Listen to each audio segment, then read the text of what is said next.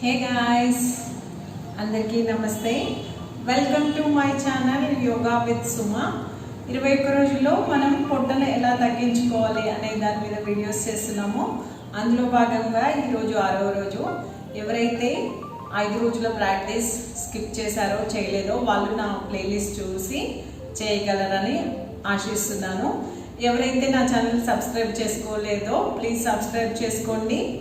అలాగే నా videos follow అవ్వండి, మీకు మంచి హెల్దీ వీడియోస్ దొరుకుతాయి. సో ఇక లేట్ చేయకుండా మనం వీడియో స్టార్ట్ చేద్దాం. సో ఫస్ట్ మీరు ఇలా మీ ఎల్బో సహాయంతో ఇలా పడుకొని, so just right leg up rice చేసి ఉంచండి ఒక 5 seconds. Down, left leg up, down. ఇప్పుడు రెండు లెగ్స్ అప్ చేయండి. 1 2 3 don't give up, 4 5. సో మీకు బెల్లీలో మంచి కంప్రెషన్ ఫీల్ అవుతారు. సో అలాగే ఉండడానికి ట్రై చేయండి. సో ఉండలేకపోయారా, రిలాక్స్ అవ్వండి. సో ఒక దీర్ఘ శ్వాస తీసుకోండి, నెమ్మదిగా రిలీజ్ చేసుకోండి. సో ఇప్పుడు మనం నీస్ పుల్ చేద్దాము మీ బాడీ బయట. ఇప్పుడు స్ట్రెచ్ చేద్దాం. సో పుల్ యువర్ నీస్, మీ మోకాళ్ళని మీ బాడీ బయటకు పుల్ లాగండి.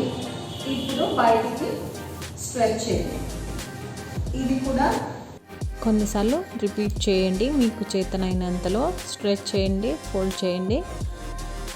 సో మీరు ఎంత దగ్గరగా పుల్ చేయగలిగితే మీ మోకాళ్ళని అంత దగ్గరగా పుల్ చేసి స్ట్రైట్గా స్ట్రెచ్ చేయండి.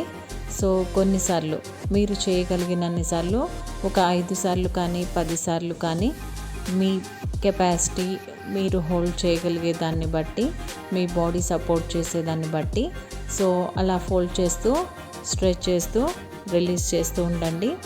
సో దీనివల్ల మీ బెల్లి మీద మంచి స్ట్రెచ్చింగ్ పడుతుంది.